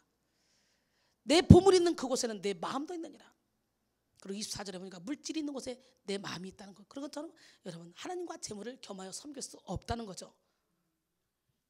한 사람이 두 주인을 섬기지 못할 것이니 혹 이를 미워하고 저를 사랑하거나 혹 이를 중히 여기고 저를 경히 여김이라. 너희가 하나님과 재물을 겸하여 섬기지 못하리라 그랬어요. 뉴욕에 사는 한 유대인 가정에서 딸이 예수 그리스도를 영접했습니다. 유대교를 철저히 따르는 가족들은요, 딸의 믿음을 버리게 하기 위해서 온갖 노력을 다했습니다. 유럽 여행을 시켜주기도 하고 예수를 부인하기만 하면 갖고 싶은 모든 걸 다 사준다고 하기도 하고 정말 열심히 그 딸을 섬겼습니다. 예수를 믿지 않게 하려고. 하지만 딸의 믿음은 조금도 흔들리지 않았습니다. 어느 날 부모는 딸을 위해 만찬회를 열고 일가 친척을 다 모았습니다. 그리고 친구들을 다 불렀습니다. 아버지가 식탁에 서서 손님들에게 말했습니다. 우리는 오늘 밤 어떤 특별한 이유로 여러분을 이 자리에 모셨습니다. 우리 딸이 저 비천한 예수를 따르기로 작정했습니다. 오늘 밤 내 딸은 마지막 결정을 내려야만 하게 됩니다. 예수를 단념하든가 그렇지 않으면 영원히 부모의 집을 떠나든가 둘 중에 하나를 해야 됩니다. 갑작스러운 상황에 놀라고 당황한 딸, 또 손님들은 갑작스럽게 식사를 하러 왔는데 그런 얘기를 하니까 갑자기 놀랐습니다. 이 딸은 한동안 말문을 열지 못합니다. 얼마 후 딸은 피아노를 치면서 찬송가를 부르기 시작합니다. 십자가를 내가 지고 주를 따라갑니다. 이제부터 예수로만 나의 보배 삼겠네. 세상에서 부귀영화 모두 잃어버려도 주의 평안 내가 받고 영생복을 받겠네. 찬송가 341장을 노래를 마친 딸은 자기 방으로 들어가서 옷을 갈아입고 가방을 꾸려서 부모의 집을 떠났습니다. 수치에 있었던 일이에요. 기가 막힌 사건이잖아요. 여러분 마태복음 10장 34절로 39절 보니까 내가 세상에 화평을 주러 온 줄로 생각하지 말라. 화평이 아니요 검을 주러 왔노라. 내가 온 것은 사람이 그 아버지와 딸이 그 어머니와 며느리가 그 시어머니와 불화하게 하려 함이니 사람의 원수가 자기 집안 식구리라. 아버지나 어머니를 나보다 더 사랑하는 자는 내게 합당하지 아니하고 아들이나 딸을 나보다 더 사랑하는 자도 내게 합당하지 아니하며 또 자기 십자가를 지고 나를 따르지 않는 자도 내게 합당하지 아니하니라. 자기 목숨을 얻는 자는 잃을 것이요 나를 위하여 자기 목숨을 잃는 자는 얻으리라 그랬어요. 영원한 생명의 길, 예수님을 따르는 길은 이처럼 힘든 희생을 요구하기도 합니다. 하지만 이 생명의 길 끝에는요 우리가 상상하지도 못할 엄청난 보상이 기다리고 있습니다. 로마서 8장 17절로 18절 자녀이면 또한 상속자 곧 하나님의 상속자요 그리스도와 함께한 상속자니 우리가 그와 함께 영광을 받기 위하여 고난도 함께 받아야 할 것이니라. 생각하건대 현재의 고난은 장차 우리에게 나타날 영광과 비교할 수 없도다 그랬어요. 현대 신학자인 도드는요 예수님과 함께 십자가에 못 박히는 네 가지 삶을 이렇게 말했습니다. 첫째는 하나님이 그리스도로 말미암아 우리에게 베풀어 주신 구원의 은혜를 기쁨으로 받아들이는 것이며, 둘째는 그리스도를 사랑해서 그분에게 충성을 다하는 것이며, 셋째는 그리스도가 어제나 오늘나 영원토록 살아계심을 믿는 것이며, 넷째는 그리스도의 말씀을 매일 기쁘게 생각하고 실천하는 생활을 하는 것이다. 이것이 바로 예수님과 함께 십자가에 못 박히는 삶이라는 거예요. 아멘. 전설처럼 내려오는 이야기 중에 인도의 아륙대왕의 이야기가 있습니다. 아륙대왕은 사형수에게 기름이 가득 담긴 그릇을 주면서요 네가 이 기름 그릇을 쏟지 않고 온 장안을 다녀오면 살려주겠다. 어차피 이 사람은 사형수잖아요. 죽어야 되거든요. 그러니까 어떻게 기름을 안 쏟는 게 자기 생명이잖아. 생명. 살 길을 얻은 죄수는요, 감사한 마음으로 기름 그릇을 받아들고 조심스럽게 온 장안을 하루 종일 돌고 돌아서 왔습니다. 대왕은 죄수에게 물었습니다. 야, 네가 온 장안을 돌아왔는지 확인하기 위해 몇 가지 묻겠다. 장안의 큰 통로에는 무엇이 있대? 가장 큰 건물은 무슨 건물이 돼? 죄수는 길에 무엇이 있었는지, 또 건물에 대해서는 아무것도 보지 못했습니다 라고 말합니다. 대왕은 야, 네가 그러니까 거짓말하는 거야. 장안을 돌아왔다고 하는 것이 거짓말한 거 아니냐? 장안을 돌아왔으면 그게 당연히 보이지. 너는 지금 거짓말하고 있는 거야. 장안을 돌아온 게 아니야. 그리고 호통을 쳤습니다. 사형수는 이렇게 말합니다. 왕께서 이 기름 그릇에 기름을 쏟지 않으면 살려주신다고 명령했잖아요. 살고 죽는 것이 이 기름 그릇에 달려있는데 어찌 내가 곁눈을 팔겠습니까?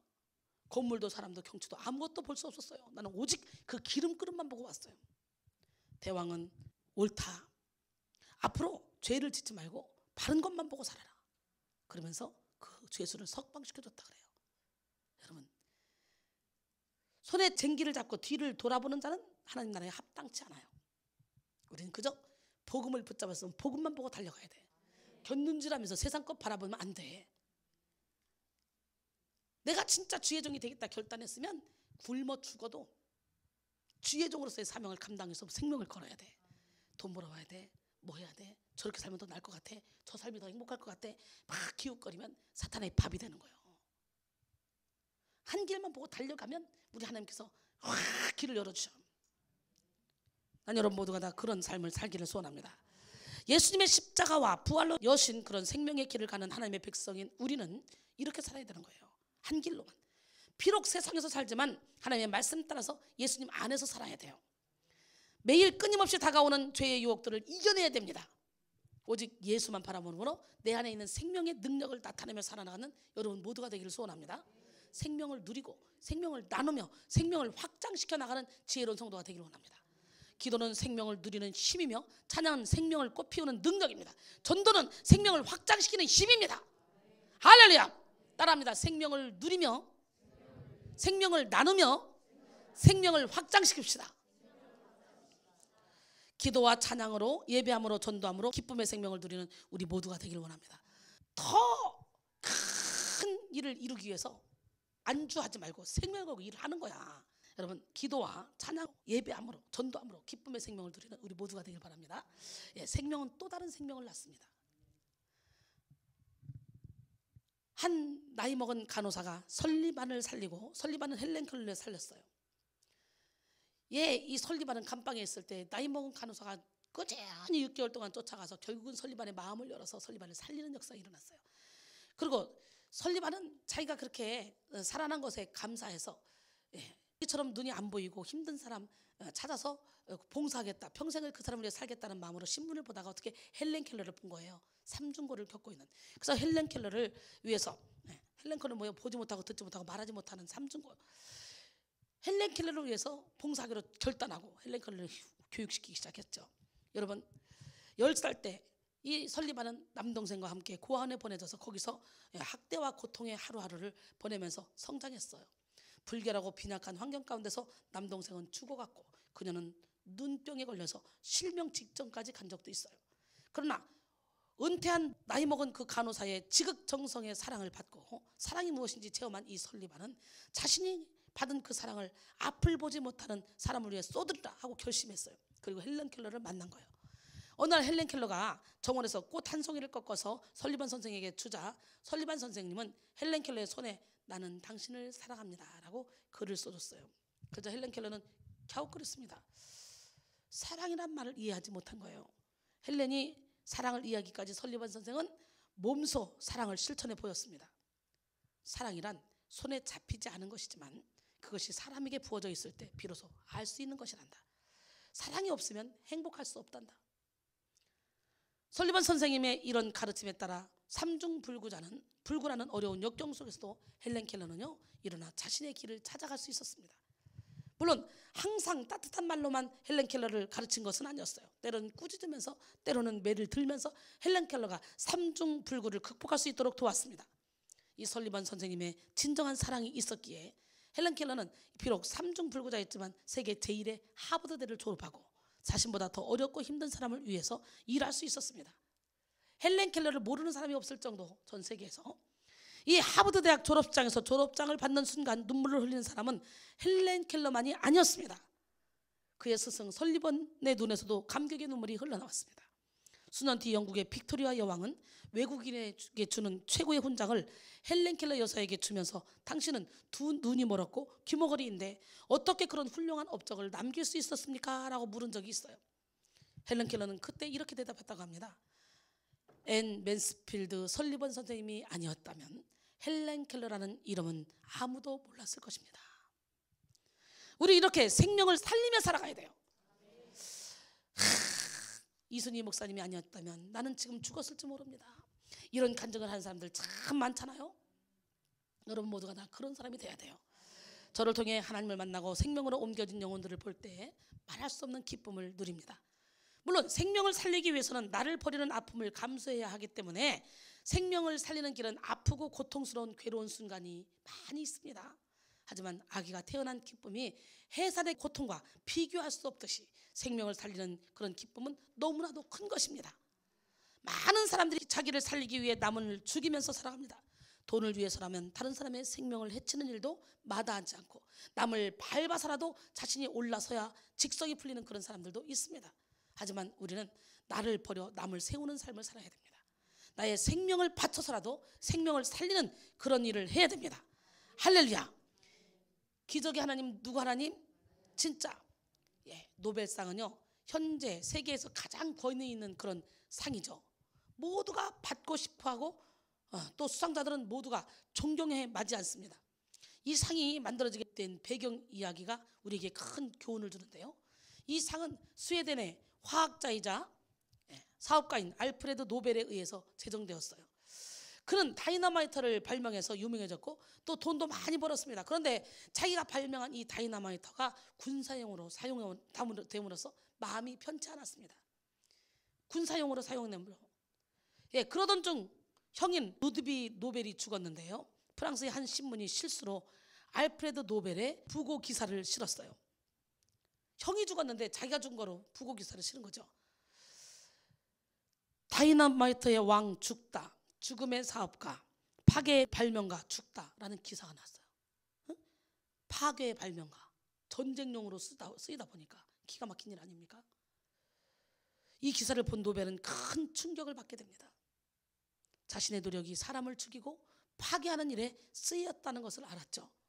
그리고 다이너마이트 발명으로 번 돈을 생명을 살리는 일에 써야 되겠다 마음먹게 됐습니다. 자신의 삶을 사망을 위한 삶이 아닌 생명을 위한 삶으로 변화시키고 싶었습니다. 그래서 1895년 11월 27일 유서를 작성했고 자신의 유산 중 94%인 3,100만 SEK라 그러는데 340만 유로 정도 된다 그래요.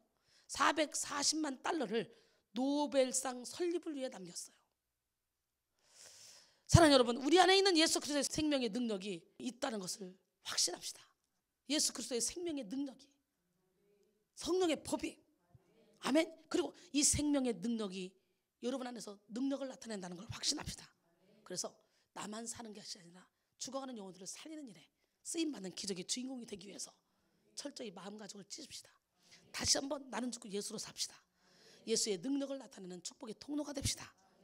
사망에서 생명으로 옮기는 그런 생명의 능력이 이 시간 여러분 가운데 임하고 여러분을 통해서 수많은 영혼들을 사망에서 생명으로 옮기기를 원합니다. 그래서 다시 한번 예수님의 고난을 따라가 죽기로 결단합시다. 사망에서 생명으로 옮겨주신 하나님, 그 하나님을 믿으십니까? 이제 더 이상 불안해하거나 두려워하지 마세요. 생명의 성령의 법이 죄와 사망의 법에서 우리를 해방시켰고 그 법이 우리를 통해 일하시고 계시기 때문에 나를 만나는 모든 사람들이 진리 안의 자유 가운데 거하는 역사가 일어나게 해달라고 오늘 하나님 내게 기름 부어주시고 나를 통해 죽어가는 영혼을 살리는 일에 존귀하게 사용하여 주시옵소서. 할렐루야. 이 고백이 여러분의 고백이 되기를 원합니다. 주님 내 안에, 내가 주님 안에 거하기만 하면 우리는 못할 게 없다는 거, 그래서 이 시간에 다시 한번 여러분의 모습을 돌아보는 시간이 되길 원합니다. 언제나 내 모습 너무나 부끄러워 무릎으로 주님께 기도로 가오니 나 홀로 서 있는 죽은 내 영 깨우사 주님만 나를 깨워 내 영 살게 하소서. 주님 내 안에 주님 내 안에 계시고 주님 내 안에 주님 내 안에 나를 세워주소서. 주님 내 안에 주님 내 안에 주님 내 안에 계시고 주님 내 안에 주님 내 안에 나를 세워주소서. 아멘. 네, 주님이 여러분 안에 여러분이 주님 안에 거하기만 하면 우리는 이미 사망에서 생명으로 옮겨졌고 또한 많은 영혼을 사망에서 생명으로 옮기는 일에 존귀하게 쓰임받게 될 줄 믿습니다. 주 하나님 독생자 예수 날 위하여 오시어내 내 모든 죄 용서하시고 죽음에서 부활하신 나의 구세주 살아계신 주 나의 참된 소망 걱정 근심 전혀 없네. 사랑의 주 내 갈 길 인도하니 내 모든 삶의 기쁨 늘 충만하네. 한 번 더. 주 하나님 독생자 예수 날 위하여 오시었네 내 모든 죄 용서하시고 죽음에서 부활하신 나의 구세주 살아계신 주 나의 참된 소망 걱정 근심 전혀 없네. 사랑의 주 내 갈 길 인도하니 내 모든 삶의 기쁨 늘 충만하네. 주 안에서 내 모든 삶